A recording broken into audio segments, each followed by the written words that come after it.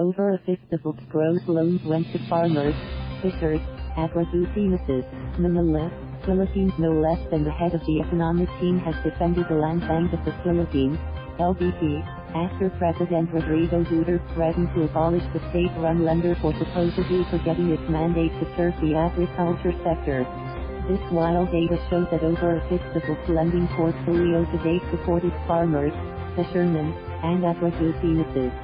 In an interview Tuesday night, Finance Secretary Carlos G. Dominguez III, who also chairs LBP, said that besides adhering to the President's order that the lender further increase its exposure to agriculture, they will also report to Duterte either within the month or during the upcoming cabinet meeting scheduled on August 8, that the country's fourth biggest bank in terms of consolidated assets was leading the pack in terms of assistance to the agriculture sector.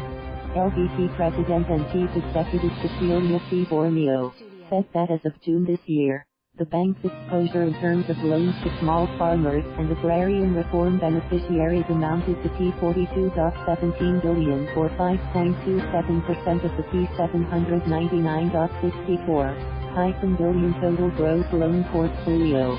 LBP data shows that end June loans to small fishermen reached P140 million or 0.02% of total. LBP was mandated to cater to farmers and fishers' borrowing. At end June, LBP also had P119.52 billion, 14.95% of total, in loans to agribusinesses, P2.59 billion, 0.32%, to aqua-businesses, and P55.21 billion, 6.9%, to agri and aqua-related projects of local government units, LGUs, and government-owned and /or controlled corporations, GOCC. Across the mandated sectors, agriculture and fisheries, the P177.32 billion in gross loans provided by LBP accounted for 22.17% of the total. The bulk amounting P744.49 billion or 65.64% of its gross loan portfolio as of June supported the national government's priority programs, including public-private partnerships, PPP, projects, micro, small and medium enterprises, MSMEs, communications, transportation, socialized, low and medium cost housing, education, healthcare, environment-related projects, tourism, utilities, and livelihood loans. On a per-sector basis, utilities cornered the biggest share of its gross loan portfolio at end June with P135.1 billion in loans, or 16.89% of the total. Dominguez noted that LBP not only serves as the government's main depository but also disburses both the conditional and unconditional cash transfers to poor families, the Pantawid Pasada to transport operators affected by the increase in oil excise tax, and senior citizens' pensions. Now if you have this large portfolio, you have to invest it in your main clientele, and it's really to support government programs, and among them are, of course, lending to the agriculture sector. And then they lend to priority programs of the government, including tourism, etc., Dominguez said Tuesday night. Compared with other banks of any size, left square bracket Landbank right square bracket is the bank with the largest proportion of loans to the agriculture sector compared to any other bank of similar or smaller size, the finance chief added. Also, Borromeo said LBP was the only lender that complied with the Agri-Agra Law requirements. Republic Act, R.A., number 10,000 or the Agri-Agra Reform Credit Act mandated banks to allocate 15% of their total loanable funds to agriculture, on top of 10% for agrarian reforms. As a whole, the domestic banking industry's compliance fell below these thresholds, hence, all other banks pay through alternative compliance. In a message to reporters Monday night, Dominguez said LBP has sufficient resources for both its mandate and the plan to buy shares in the bond trading platform Philippine Dealing System Holdings Corporation, PDS. LBP was eyeing to acquire a 49% stake in PDS before this year ends, and become the biggest shareholder.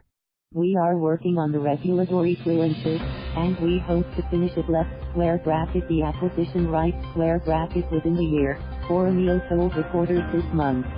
Borromeo said they were already seeking clearances from the Bangko Sentral and Filipinos, BSP, Government Commission for Government-Owned or Controlled Corporations, GCG, and Securities and Exchange Commission, SEC, for the transaction.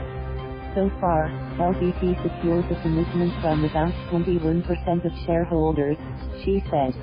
Borromeo said they wanted to secure a maximum of 49% stake because we don't want it PBS rights to become above government-owned and /or controlled corporation rights She explained that if PBS becomes a GOCC, the regulations will be very different. COA the Commission of Audit rights will audit it. Borromeo said LBP wanted PBS to remain private run, but we are a shareholder of that private entity.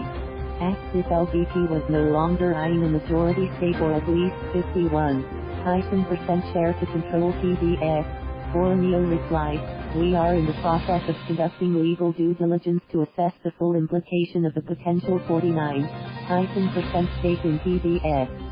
She said the transaction was expected to be finished by the fourth quarter. Former LBP chief Alex B. Bonaventura had extended by 3 times the deadline to buy PBS shares until Borromeo took over as head of the state-run lender. In March, Borromeo said LBP was taking into serious consideration the proposed amendments and extension requests we've received from various stakeholders. The downgraded offer, from P360 a share previously, had taken into account the P600 million in dividends that PBS issued to shareholders in June last year, which reduced its asset value. During the initial offer in March last year, only 43% of shareholders submitted acceptance letters. At present, LBP owns 1.56% of PBS through the Bankers Association of the Philippines, BAP. /Gay. Thank you for watching. Please subscribe.